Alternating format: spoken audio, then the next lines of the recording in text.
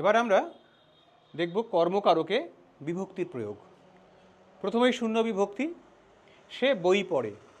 তাহলে আমরা কি শিখেছিলাম? কি বা কাকে দিয়ে প্রশ্ন করলে কর্মকারক পাই।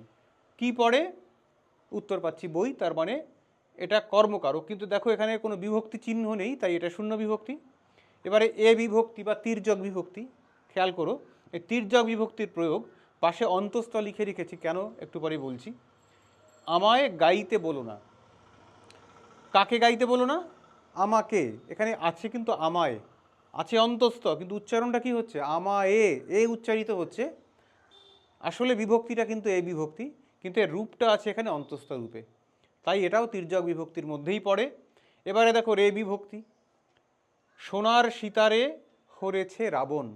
সীতারে মানে সীতাকে, অর্থ তাই বোঝাচ্ছে। কাকে হরণ করেছে? সীতাকে হরণ করেছে, কিন্তু আছে রে, তাই এখানে রে বিভক্তি। অথচ আমরা পেয়েছিলাম যে সম্বন্ধ পদে রে বিভক্তি হয়। এখানে দেখো কর্মকারকেও কিন্তু রে বিভক্তির প্রয়োগ রয়েছে। এটা কাটতে হবে।